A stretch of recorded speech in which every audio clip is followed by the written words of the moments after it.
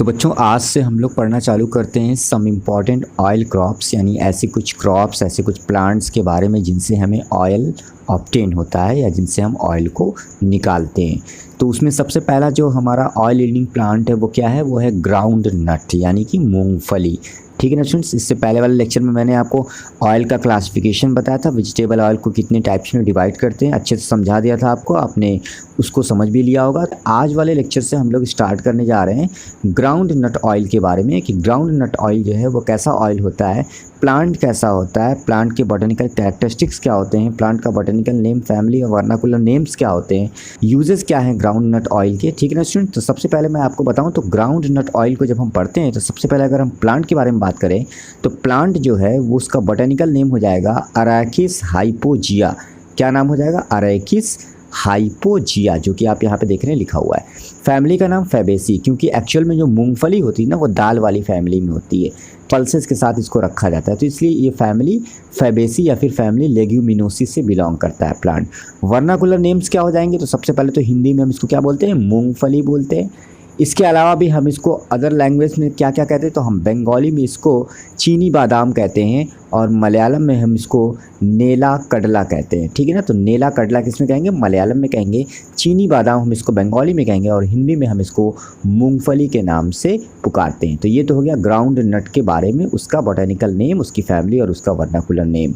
अब बात करें ये जो प्लांट है यानी जो ग्राउंड नट होता है, ये प्लांट बेसिकली कहाँ का नेटिव है? तो groundnut is the native of Brazil, यानी कि जो मूंगफली है वो ब्राज़ील में ओरिजिन हुई है उसकी, उसका जो नेटिव कंट्री है वो क्या है? ब्राज़ील है। मैंने सबसे पहले लेक्चर में जब मैंने आपको सेंटर ऑफ डाइवर्सिटी पढ़ाया था तो वहाँ पर भी मैंने आपको बताया था कि ब्राज़ीलियन सेंटर ऑफ ओरिजिन जो होती है वहाँ पे सबसे इंपॉर्टेंट जो प्लांट है वो ग्राउंड नट है। वही चीज़ यहाँ पर भी लिखी हुई है कि ब्राज़ील कंट्री में ग्राउंड नट सबसे पहले दुनिया में ओरिजिन हुआ था। It is an important source of oil, तो जो मूंगफली होती है वो बहुत इंपॉर्टेंट सोर्स होती है ऑयल की, उससे ऑयल निकाला जाता है। It is widely distributed through out south America, तो पूरे साउथ अमेरिका की चारों तरफ जो है काफ़ी फैली हुई है, काफ़ी ज़्यादा वहाँ ग्रो होती है ग्राउंड नट की क्रॉप। इसके अलावा at present India is the largest producer of groundnut, यानी पूरी दुनिया में इस टाइम सबसे ज़्यादा जो प्रोडक्शन है वो कौन सी कंट्री करती है? तो वो हमारी कंट्री करती है। कौन? इंडिया। तो इंडिया पूरे वर्ल्ड में जो है लार्जेस्ट प्रोड्यूसर है ग्राउंड नट की। Then China, USA,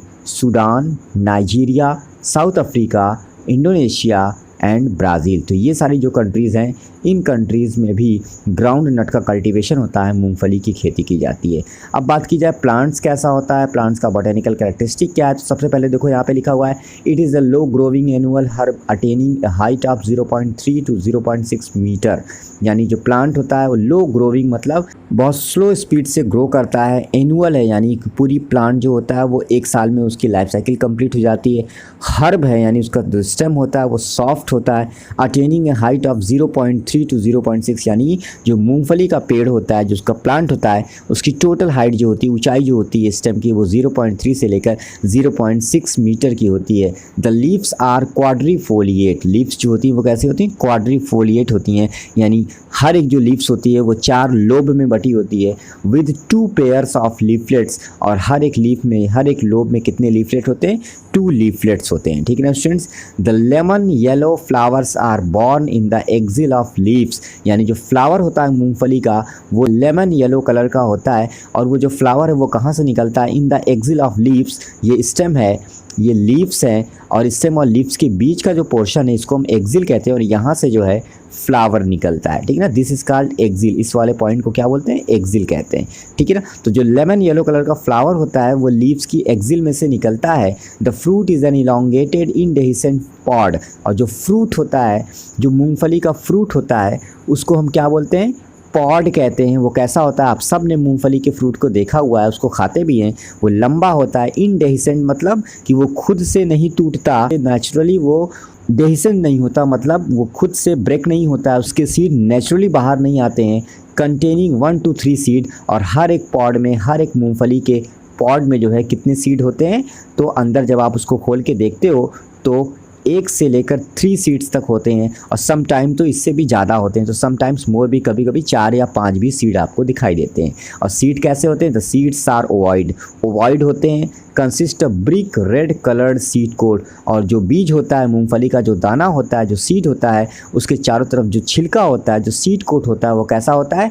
brick red, यानी जैसा ब्रिक यानी ईंट होती है तो ईंट का जो लाल रंग होता है बिल्कुल वैसी कलर का जो है मूंगफली के बीज का जो सीड कोट होता है उसका कलर होता है। ठीक है ना स्टूडेंट्स, तो आपको समझ में आ गया। तो स्टूडेंट्स अब बात करते हैं कल्टीवेशन की। स्टूडेंट्स इस पीडीएफ में आपको ध्यान से देखना पड़ेगा कल्टीवेशन में क्या लिखा हुआ है, तभी आप इसको अपनी कॉपी में लिखिएगा। मैं पढ़ के आपको बताता हूँ। लिखा है groundnut is usually cultivated as kharif crop, यानी जो ग्राउंड नट मूंगफली है उसको हमारी कंट्री में खरीफ की फसल के फॉर्म में, खरीफ क्रॉप की फॉर्म में जो है उसको उगाया जाता है, उसकी खेती की जाती है। It is sown from April to July, अप्रैल से लेकर जुलाई के मंथ में इसकी बुआई होती है। The crop attains maturity in 120 to 135 days, यानी जो क्रॉप होती है मूंगफली की जो फसल होती है वो पूरी तरह से मेच्योर हो जाती है कितने दिनों में?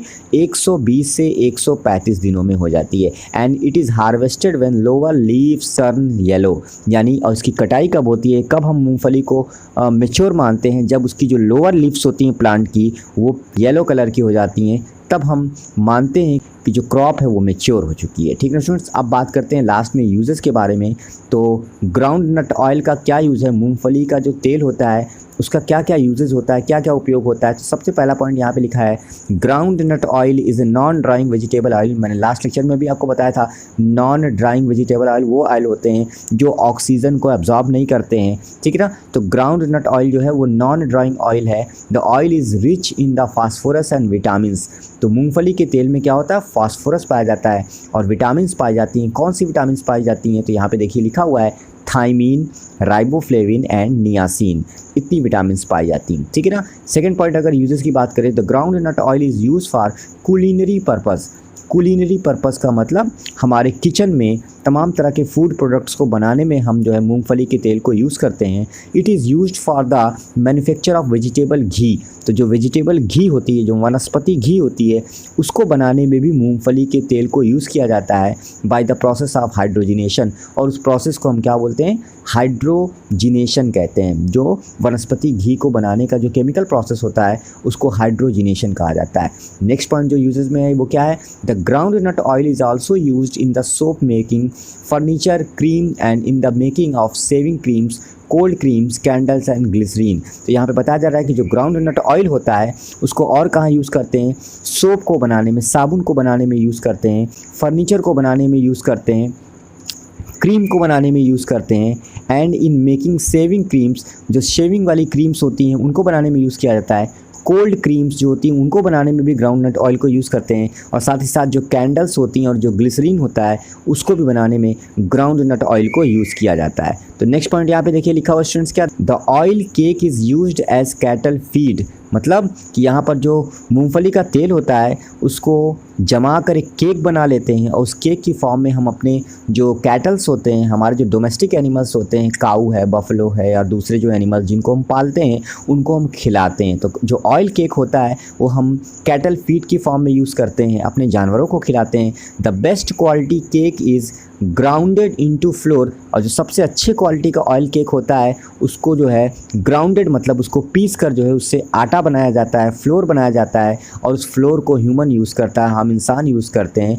Because it is a protein rich food supplement, क्योंकि ये जो फ्लोर होता है, जो आटा होता है, इसमें बहुत ज़्यादा अमाउंट में प्रोटीन पाया जाता है, तो as a protein food supplement की फॉर्म में हम इसको यूज़ कर सकते हैं। तो स्टूडेंट्स ये जो है ये डायग्राम हो जाएगा ग्राउंड नट प्लांट का। इस डायग्राम को आपको बहुत अच्छे से बना लेना है। यहाँ पर लेफ्ट साइड में लिखा हुआ है अराकिस हाइपोजिया, और यहाँ पर लिखा हुआ है स्टिप्यूल, और ग्राउंड नट नीचे आपको दिख रही है मूंगफली खूब सारी लगी हुई हैं, और आपको ये डायग्राम बहुत अच्छे से समझ में आ रहा होगा। तो स्टूडेंट्स इस डायग्राम को आप बहुत अच्छे से बना लेंगे, ठीक है ना स्टूडेंट्स। और साथ साथ जो जितनी भी बातें मैंने आपको बताई उन सारी बातों को आप एक बार ध्यान से दोबारा से लेक्चर को रिवाइज कर लेंगे, सब कुछ समझ में आ जाएगा। कुछ भी टफ नहीं है, बस आपको ध्यान से सुनना है बातों को, और एक बार में ही आप चाहें तो सारी बातों को बहुत ध्यान से सुनकर एक बार में ही समझ सकते हैं। तो स्टूडेंट नेक्स्ट लेक्चर में हम लोग अगले ऑयल यील्डिंग प्लांट्स के बारे में स्टडी करेंगे, और वो क्या है? Caster oil. तो नेक्स्ट लेक्चर में हम लोग कास्टर ऑयल के बारे में जानेंगे, कास्टर ऑयल क्या है, इसके क्या यूजेस होते हैं। फिलहाल इस लेक्चर में इतना ही। Thank you.